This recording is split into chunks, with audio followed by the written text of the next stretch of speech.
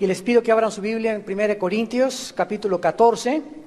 Vamos a comenzar a estudiar el don de lenguas. El don de lenguas. Seguid el amor y procurar los dones espirituales, pero sobre todo que profeticéis. Porque el que habla en lenguas no habla a los hombres, sino a Dios. Pues nadie le entiende, aunque por el Espíritu habla misterios. Pero el que profetiza habla a los hombres para edificación, exhortación y consolación. El que habla en lengua extraña, a sí mismo se edifica, pero el que profetiza, edifica a la iglesia. Así que quisiera que todos vosotros hablaseis en lenguas, pero más que profetizaseis, porque mayor es el que profetiza que el que habla en lenguas, a no ser que las interprete para que la iglesia reciba edificación. Ahora pues, hermanos, si yo voy a vosotros hablando en lenguas, ¿qué os aprovechará si no os hablare con revelación, con ciencia, con profecía o con doctrina? Ciertamente las cosas inanimadas que producen sonidos, como la flauta o la cítara, si no dieren distinción de voces, ¿cómo se sabrá lo que se toca con la flauta o con la cítara? Y si la trompeta diere sonido incierto, ¿quién se preparará para la batalla? Así también vosotros, si por la lengua no diereis palabra bien comprensible, ¿cómo se entenderá lo que decís? Porque hablaréis al aire. Ya pudimos estudiar anteriormente de qué manera esta iglesia de Corinto fue la iglesia más carnal. ¿Qué significa la palabra carnal? Suchicos en el griego, gobernados por el alma, por los sentimientos, por las emociones y no por el espíritu. Fue una iglesia donde había pleitos internos, donde todo el mundo estaba buscando identificarse con un líder. Yo soy de Apolo, yo soy de Cefas. Todo el mundo comenzó en la asamblea los domingos a hablar en lenguas. Uno se paraba, el hermano por ahí hablaba en lenguas, allá otro grupo hablaba en lenguas, etcétera, etcétera. Y todo esto lo hicieron por su carnalidad, por su inmadurez espiritual, por lo cual fue necesario que el apóstol Pablo tuviera que escribirles toda esta primera carta a los Corintios y le dedicara un capítulo entero. ¿Se imaginan? Un capítulo entero le dedicara a un don del cual habían abusado, el don de lenguas. Los cristianos en Corinto se peleaban por demostrar quién tenía más dones. Y los que tenían don de lenguas comenzaron a autoexaltarse y a tratar de que los demás también deberían de tener el don de lenguas. Cuando los cristianos nos comenzamos a enfocar en los dones, en las capacidades, en nuestras habilidades, surgen inmediatamente el orgullo, la arrogancia y el complejo de superioridad. Dice en Romanos 12:3, mirad que ninguno de ustedes tenga un concepto demasiado alto de sí mismo, sino que pensemos de nosotros con cordura, de acuerdo a la medida de fe que Dios a todos nos ha dado. Todos los dones espirituales, como ya lo vimos y lo vamos a repetir, todos los dones espirituales los reparte el Espíritu Santo según como Él quiere. Esto significa que ninguno de nosotros tenemos ningún don sin que lo hayamos nosotros escogido. Se nos manda que busquemos sobre todas las cosas el amor y profetizar, o sea, hablar la palabra de Dios. Pero todos los demás dones, apóstoles, sanidad, lenguas, etcétera, etcétera, todos los da el Espíritu Santo en su soberanía. Nadie escoge ser apóstol, ser profeta, ser maestro, ser pastor, ser predicador, ser misionero. Dios a cada uno de nosotros nos ha capacitado, nos ha educado en el medio ambiente en el que hemos crecido, nos ha dado a los padres que tuvimos, a las escuelas que fuimos. Todo forma parte de un plan perfecto de Dios finalmente para que nosotros lleguemos a desarrollar el ministerio o la misión que Dios nos tiene en esta vida. Veamos pues en primer lugar en el versículo 1 que sobre todas las cosas dice la Biblia, sigamos el amor. Es interesante que entre el capítulo 12 y el capítulo 14 de esta primera carta existe el capítulo 13 que se llama el himno al amor, o sea, como un sándwich. Entre el capítulo 12, donde se explican los dones, y el capítulo 14, se hace un sándwich y en medio queda el capítulo 13, que es el amor. Porque lo que nos alimenta verdaderamente no es el pan de la tapa de arriba, ni el pan de la tapa de abajo, sino que lo que nos alimenta es lo que está en medio, el amor. Y esto es lo más importante en nuestra vida cristiana. Comienza el apóstol Pablo diciéndolos a los corintios que siguieran el amor. Esta palabra dioquete en el griego significa busquen, persigan, no se rindan, no se den por vencido. Nada, ni siquiera los dones espirituales se pueden comparar con el amor. Y ya vimos que el amor todo lo sufre, todo lo espera, todo lo soporta, no busca lo suyo, no es indecoroso, no guarda rencor, busca el bien de los demás, etcétera, etcétera. Este espíritu sacrificial es más grande y más excelso que aunque tuvieras hablaras en lenguas, si tuvieras don de sanidad, y tuvieras conocimiento, y tuvieras teología, si tú no tienes amor, no eres absolutamente nada delante de Dios. El amor es la más grande necesidad y la respuesta suprema a todas las necesidades humanas. Comienza el apóstol Pablo explicándoles en el versículo 2 y en el versículo 3 que los que hablan en lenguas no hablan a los hombres sino a Dios, porque en el versículo 1 les dice que es más importante que profeticemos.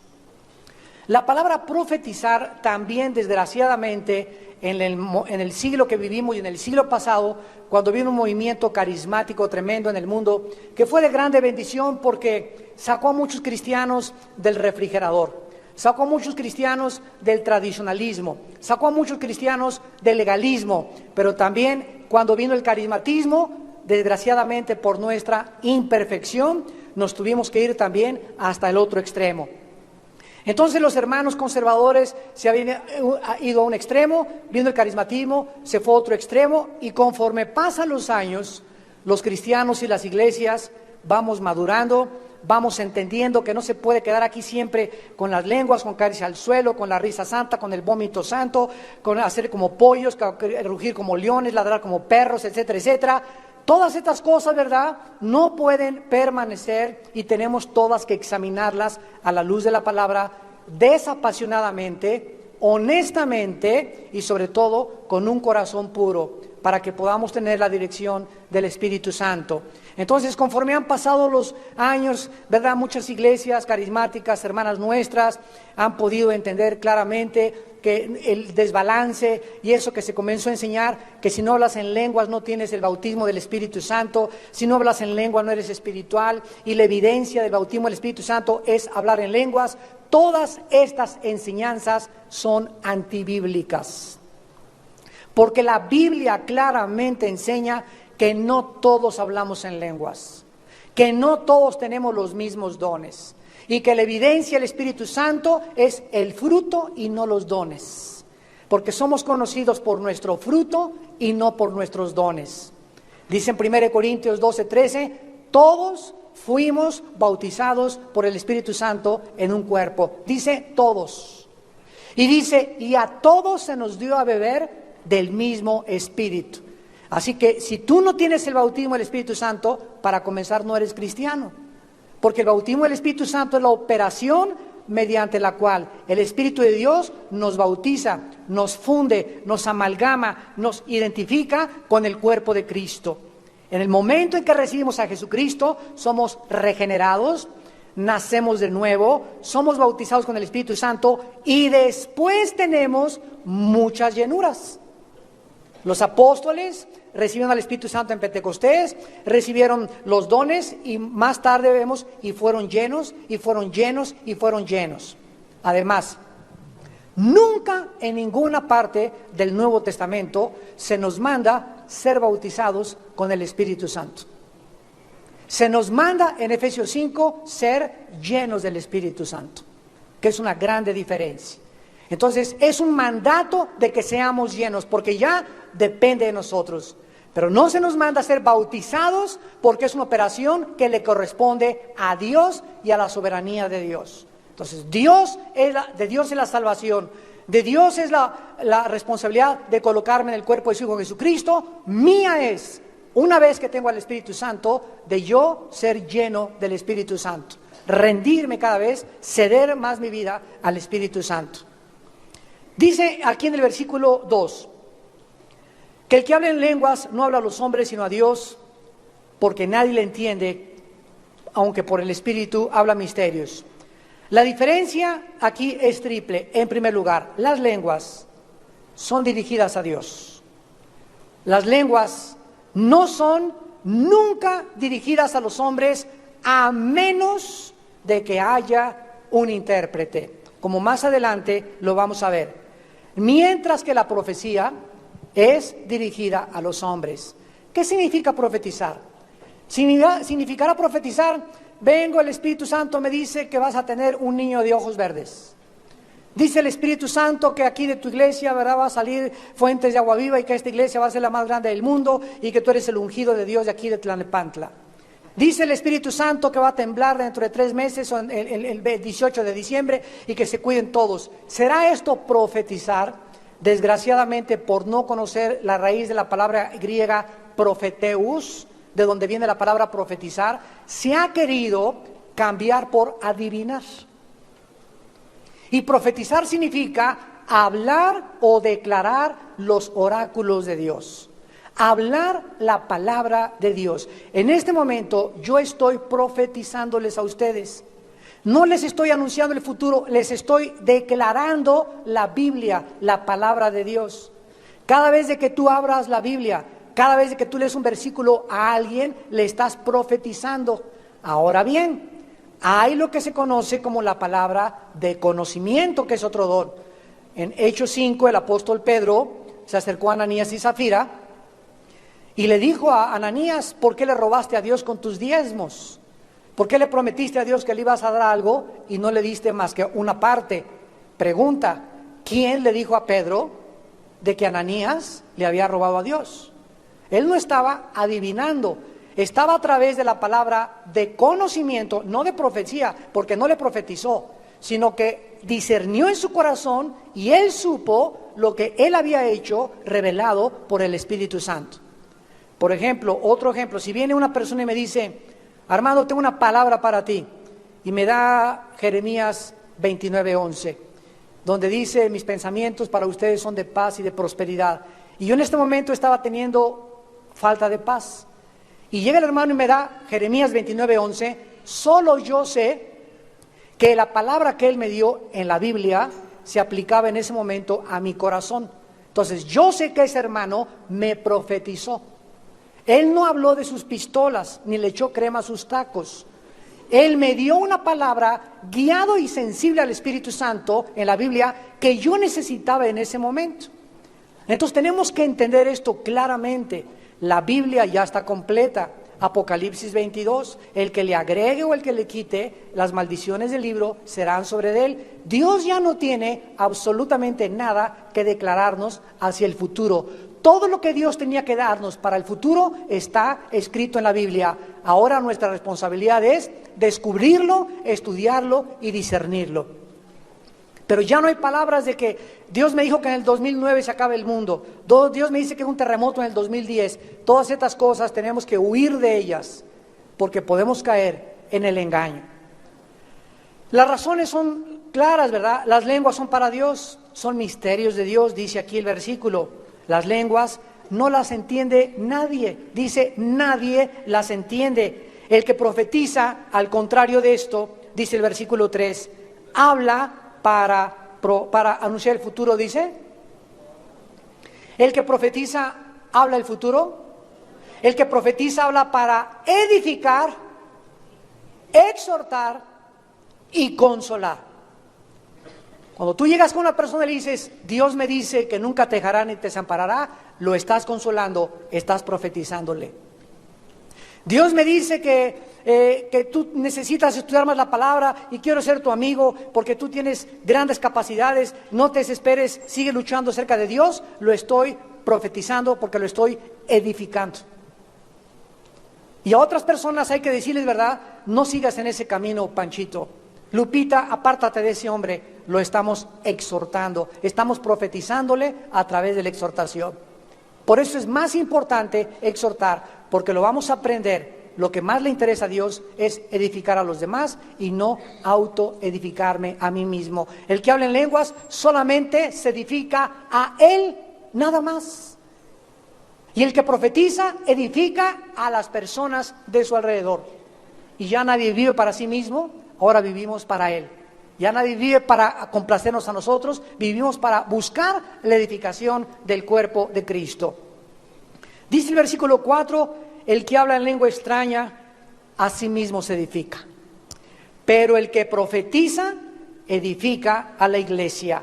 Y es claramente expuesto en la Biblia que es más importante el que habla en profecía, el que exhorta, el que consuela a las personas y no llevar al don de lenguas al lugar de suprema importancia, cuando el don de lenguas en la Biblia es el último de los dones.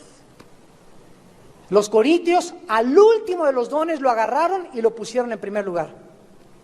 Y le dieron tanta importancia, vuelvo a repetir, que comenzaron todo el mundo a hablar en lenguas. Por eso tuvo que escribir toda esta carta, este capítulo Pablo. Comenzaron en la lengua a cantar, saca la bazuca, y comenzaron a decir miles de cosas. Y no eran ni lenguas las que estaban hablando, están hablando jeringosa. Otros tenían que inventar algo para poder ya decir, bueno, sí hablo en lenguas y esto evidencia que tengo a Cristo, etcétera, etcétera.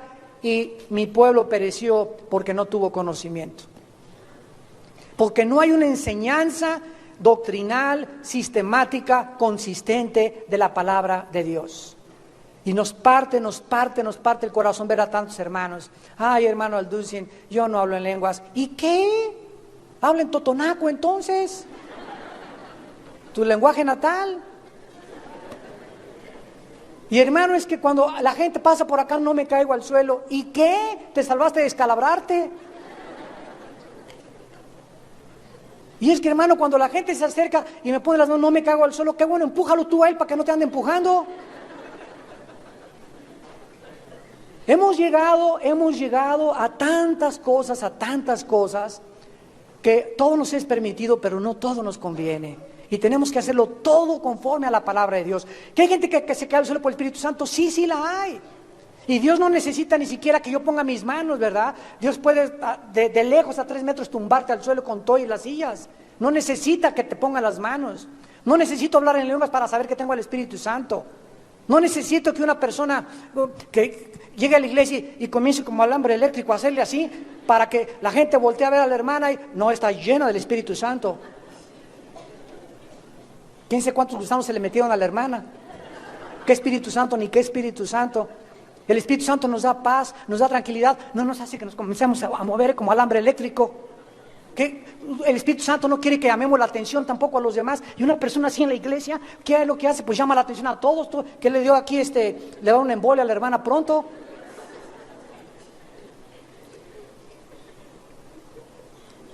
¿Cuál es el problema de las lenguas? Dice el versículo 6. Ahora, hermanos, si yo voy a ustedes hablando en lenguas, ¿de qué les aprovechará si no les hablare con revelación, ciencia, profecía o con doctrina? El primer problema. Las lenguas no comunican nada a la iglesia a menos de que haya interpretación. Versículo 13. Por lo cual, el que habla en lengua extraña, pida en oración poder interpretarla. Siempre que llega una persona y me dice, hablé en lenguas, le pregunto, ¿qué dijiste? No, chepo. ¿Sabes qué? Ve 1 Corintios 14, 13 y el Espíritu Santo te dice que le pidas a Dios. ¿De qué te sirve? ¿De qué te sirve decir todas esas cosas? O sea, tu entendimiento queda sin fruto, no sabes ni lo que dijiste, pero hablaste en lenguas. ¿Le interesaría a Dios que hables algo que no entiendes? ¿O está conectado el lenguaje y las cuerdas vocales y el esófago y todo el aparato del habla con el entendimiento? Dios quiere que nosotros entendamos lo que estamos diciendo. Ahora hay otro mensaje, ¿verdad?, que lo vamos a hacer más adelante, que es un mensaje a los ángeles. Pero Dios le interesa que cuando tú hables en lenguas te puedas edificar, porque si ni siquiera tú entiendes lo que dices, ni siquiera tú te estás edificando. Y no lo digo yo, si quieres arráncala de la Biblia, Corintios 14. No se peleen conmigo. Dice el versículo 27 y 28, si habla alguno en lengua extraña, dice Pablo, no lo dice Armando, sea esto por 2 o a lo más 3. Y por turno, no todos como los niños cantores de Viena. 1, 2 y 3. Ok, hay 3. Ahora espérame, primero el 1, después el 2 y después el 3. El 3 no puede hablar hasta que no se calle el 2 y el 2 no se puede hablar hasta que calle el 1. Por turno y a lo máximo 3. Yo recuerdo en los 80s cuando llegaba a muchas iglesias y toda la iglesia, hermano, es un cántico nuevo en el nombre de Dios, a su nombre, libertad en Jesús, bla, bla, bla, bla. Y todo eso era un cántico, todo eso era glorificar a Dios, según ellos, todo eso era un cántico nuevo, todo eso. Y vengo a la Biblia y me encuentro algo diferente. Pero, hermano, me decían, es que todo el mundo lo hace, pero no lo enseña la Biblia. A mí no me interesa lo que hagan por tradición o por costumbre, me interesa pegarme a la palabra de Dios. Es que, hermano, ahora las predicadoras traen así el pelo rasurado, corto, porque hay una hermana muy famosa que aquí lo trae. La hermana no es Santa Teresita de Jesús. La Biblia dice que a la mujer le es honroso traerle el pelo largo. Si a la hermana la quieres tomar como modelo y no tomar la Biblia, cambia el modelo de la Biblia y pon a los hombres como modelo. ¿Quién es nuestro modelo? ¿Quién es nuestra guía? ¿Quién es nuestro manual? Haremos bien hacer caso a la palabra profética más segura, a la cual haríamos bien en estar atentos como antorcha que alumbra en tantas tinieblas. Pero estamos quitando los ojos de la Biblia y estamos poniéndolos en lo que ya es normal en los demás. Pero no es normal en la Biblia. Es una costumbre en los demás, no está en la Biblia, tradiciones de hombres, y sin que nos demos cuenta, al ratito vamos a tener más tradiciones que los mismos católicos. Hasta papa vamos a tener al ratito. Se los digo con todo mi corazón, de cómo se está leudando y degenerando la palabra de Dios. Es que ya todo lo hacen, es que es normal, es que es esto, es que es aquello, ¿sabes una cosa? A la ley y al testimonio. Y si no les parece, es porque no les ha amanecido. Si habla alguno en lenguas, versículo 23, sea por turno, 2 o 3 y uno interprete. Y si no hay intérprete, calle en la iglesia. Calle en la iglesia y hable para sí mismo y para Dios. Pablo regula el uso del don de lenguas en 1 Corintios 14. Hay unas lenguas que son las que hablo yo solo, con Dios. Hay otras lenguas que puedo hablar en una reunión de oración, con puros hermanos que son ya maduros, 6 o 7 que nos juntemos, y alguien que habla en lengua y el otro interpreta. No hay ningún problema, no está prohibiendo eso, no me malentiendan. Es precioso el don de lenguas, pero no el abuso del don de lenguas. Pero en la iglesia es otra cosa. En la iglesia, Dios no quiere que hablemos en lenguas todos, porque la iglesia el domingo es un propósito para edificar al pueblo y evangelizar a los que nos vienen por primera vez a visitar. Dios quiere que nos vean que no somos raritos, ni loquitos, ni que llegas. Yo recuerdo a mi mamá un día vino un predicador a la Arena Coliseo. Me acuerdo también.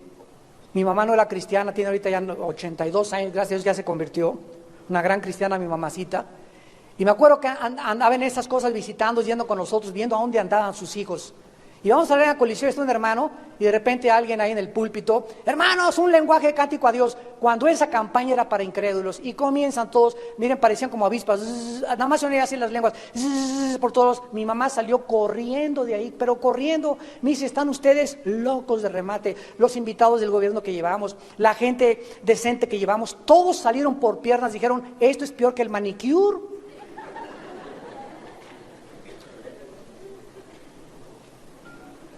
¿Qué dice el versículo 23? Si la iglesia toda se reúne en un solo lugar y todos hablan en lenguas y entran, ¿quiénes? Indoctos, personas que no saben qué pasa o incrédulos, ¿no dirán que están locos? Entonces, Dios no quiere que demos ese testimonio de que estamos locos. ¿Quieres hablar en lenguas en tu casa, en el baño, en la regadera? En tu reunión de oración, en tus devocionales, no hay problema, no se prohíbe hablar en lenguas, pero se regula el uso del don de lenguas para que no lo usemos indebidamente, no caigamos en ese extremo, que es en el que cayeron muchísimos hermanos nuestros. Y gracias a Dios, ¿verdad?, que ahorita la mayor parte de las iglesias están entendiendo finalmente cómo usar el don de lenguas. Parecería como que nunca estudiaron Corintios 14. En segundo lugar, dice el versículo 7, ciertamente las cosas inanimadas, que producen sonidos como la flauta o la cítara, si no dieren distinción de voces, ¿cómo se sabrá lo que se toca con la flauta o con la cítara? Ahora, para ilustrar esto, Pablo nos remonta a los instrumentos. Imagínense aquí que ahorita César, el director de alabanza, hay una trompeta y comienza a hacer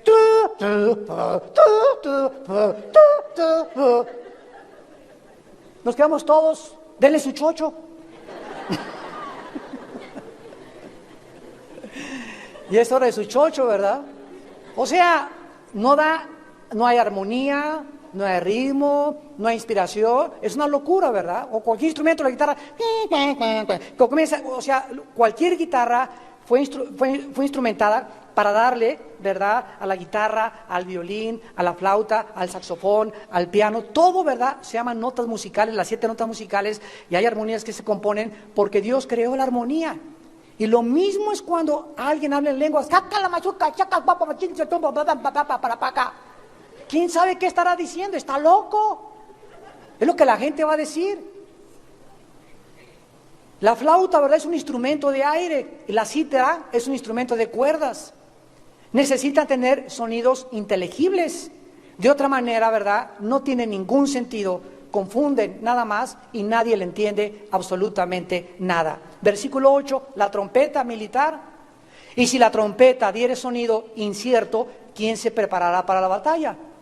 En el campo militar o en el área militar, en la milicia, los cabos, ¿verdad?, regularmente los que tocan la trompeta, tienen, en el Antiguo Testamento, tocaba un toquido, y la gente sabía en sus campamentos que tenían que comenzar a listarse, 2 sonidos, entendían que era para que ya estuvieran, y 3, que estuvieran ya reunidos en el campamento, y 4 sonidos, vámonos a la guerra. Entonces, si alguien salía con la trompeta,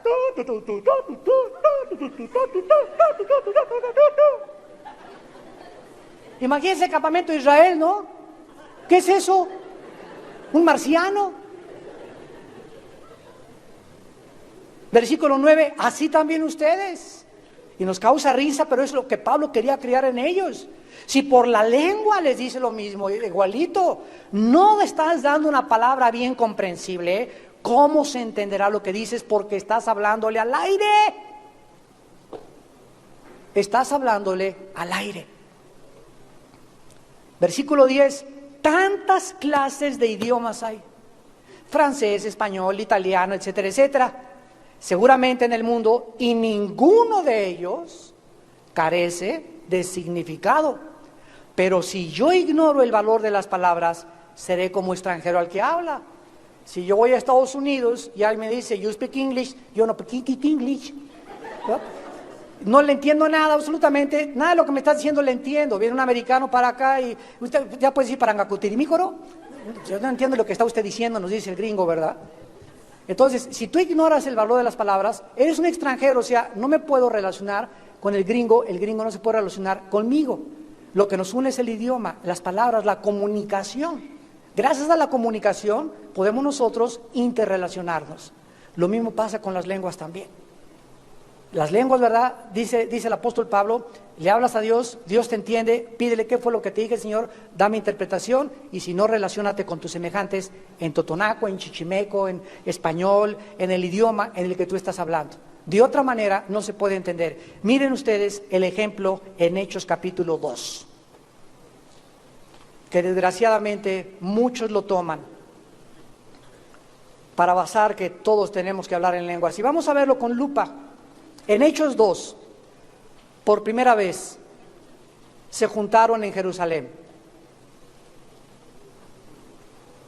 partos, elamitas, medos, de Capadocia, del Ponto, etcétera, etcétera, de todos los lugares circunvecinos a Jerusalén, que hablaban diferentes dialectos e idiomas. Y estaban en Jerusalén por la fiesta de Pentecostés, unos por curiosidad. Otros judíos griegos también estaban ahí porque ya se habían convertido. Otros estaban, repito, para ir de compras, como cuando llegas a un festival a Puebla o cualquier lado. Era una festividad muy famosa. Y en ese momento el Espíritu Santo cae ahí. Y el Espíritu Santo aprovecha de que había franceses, italianos y rusos ahí en Puebla, para que la persona que tomara el micrófono comenzara a hablar. Y comenzaran las personas que estaban de diferentes idiomas escuchando el español en francés, en chino, en portugués y en inglés. Dice el versículo 9, y hecho este estruendo, se juntó la multitud y estaban confusos, porque cada uno les oía hablar en su propia lengua. Esta palabra lengua en el griego es dialectos. No estaban hablando sacalabazuca, mamachili, calacho, estaban hablando chichimeco, olmeca, azteca, maya, y cada persona estaba escuchándolos hablar en un dialecto conocido, entendible solo para ellos. Versículo 8, ¿cómo pues les oímos nosotros hablar cada uno en nuestro dialecto en el cual hemos nacido? Les impactó que Pedro estuviera predicando y estuvieran hablando en el dialecto de ellos, cuando ellos eran judíos y cuando ellos conocían su dialecto porque fuera el idioma con el cual nacieron. Versículos 11, cretenses y árabes, les oímos hablar en nuestras glosa, en nuestras lenguas. La palabra glosa es la palabra que se traduce en Corintios 14 como lenguas, que significa lenguaje conocido. Lenguaje conocido. O dialectos. Tú puedes ir a Yucatán un día y no saber maya, y de repente Dios te da las lenguas del maya y comienzas a hablar sin que tú lo sepas, y los mayas te están escuchando, oyen el evangelio en su dialecto, y ante ese milagro, ¿verdad?, se sorprenden de que les hablas en maya y se conviertan a Jesucristo. Ese fue el propósito de las lenguas en Pentecostés, no para que hicieran un circo del don de lenguas. Regresamos a Corintios, en penúltimo lugar. Existen muchos diferentes idiomas, pero todos los idiomas son entendidos por los que los hablan. Todos los idiomas tienen significado. Si alguien me habla, repito, en lenguaje extraño, en inglés yo no sé inglés, en francés yo no sé francés, entonces soy como un extraño a esa persona. Si alguien me habla en lenguas y no lo entiendo, soy exactamente lo mismo o represento lo mismo para esa persona. Este es el mensaje claro que Pablo quiere darnos a entender. Y el segundo problema, dice el versículo 12 al 15, así también ustedes, los que anhelan dones espirituales, procuren abundar en ellos para edificación de la iglesia. No para tropezar, no para autopavonearte, no para autoexaltarte, ni para presumir que tú tienes esto y que tienes aquello, sino para el beneficio de los demás, porque ya no vivimos para nosotros mismos. Por lo cual, versículo 13, el que hable en lengua extraña, pida en oración interpretarla. Las lenguas que se hablaron en Pentecostés, ya vimos, eran lenguajes y dialectos conocidos, pero las lenguas que los corintios estaban hablando nadie las entendía. Era una jeringosa, eran inventos guturales que ellos habían sacado. Hay un hermano que siempre que me ve, me dice, jala mamachila, jaramachila. Y me toca aquí la panza, jala mamachila, jala mamachila. Y le digo, oye, ¿tienes 10 años diciéndome eso? ¿Qué significa? No sé, me dice. Digo, ya cámbiale a las lenguas, ¿no? Pero siempre, o cuando oro en lenguas también, jala mamachila, jamamachila, jala mamachila, mamachila. ¿Quién sé qué estará diciendo? Pero no sale de ahí. Digo yo, un niño a los 2 años aprende a decir, hola, ¿cómo estás? A los 3 años, ¿cómo te gusta? ¿En qué escuelas vas? Pero imagínate un niño de 5 años, hola, ¿cómo estás? Hola, ¿cómo estás? Hola, ¿cómo estás? Hola, ¿cómo estás? Nunca ha salido de esa frase. ¿Ustedes creen que ese niño es tonto? ¿Está retrasado mental? Así le dije a este hermano la próxima vez que me puso la mano, jaramachila, que estás loco, vete al manicure. Le dije, vete jaramachila con todo y tú. Con todo lo que traes ahí jalando. Qué bárbaro. Da risa, ¿verdad? Y terminamos y dice la Biblia en el versículo 14, si oro en lengua desconocido, mi espíritu ora, pero mi entendimiento queda sin fruto. ¿Qué pues oraré con el espíritu? Pero oraré también con el entendimiento. Cantaré con el espíritu, pero cantaré también con el entendimiento. Vamos a dejar hasta aquí el estudio, lo vamos a continuar en 2 semanas y vamos a aprender en esta mañana que no hay cosa más maravillosa que conocer la Biblia, que estudiar la Biblia sistemáticamente.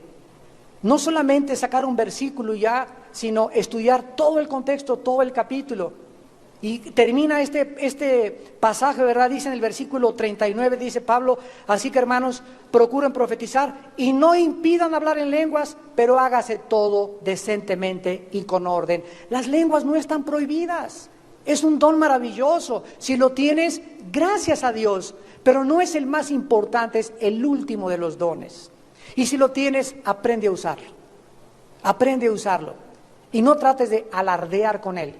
Ni trates de decirle a una persona, a ver, saca la lengua. Y le jales la lengua hasta con pinzas, ¿verdad? A ver, suéltala. Habla en lenguas. Hay lugares donde yo he ido que así te hacen pasar al frente, casi con pinzas te jalan y te dicen, tiene usted que hablar en lenguas.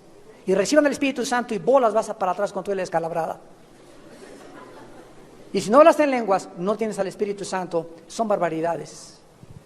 Nos hemos salido de la palabra de Dios, hemos abandonado la palabra de Dios. A la ley y al testimonio, y al que no le guste es porque no le ha amanecido. Y si alguien se quiere pelear, que cambie Corintios capítulo 14. Padre, te damos gracias por tu palabra, por enseñarnos, exhortarnos y consolarnos con tu palabra. Enséñanos, Señor, a trazar bien tu palabra, para que no tengamos de qué avergonzarnos, porque es muy grande la responsabilidad que tenemos como líderes, de enseñarles no lo que es la costumbre, no lo que son las tradiciones, no lo que toda la gente está haciendo. Somos llamados a que nuestros labios tengan la sabiduría de tu palabra, lo que tú dices y no lo que los hombres dicen. Señor, que podamos vivir en tu palabra, amar tu palabra, y que podamos predicar tu palabra, porque eso es a lo que nos has llamado, a ser fieles, no a las tradiciones de los hombres, sino a tu palabra.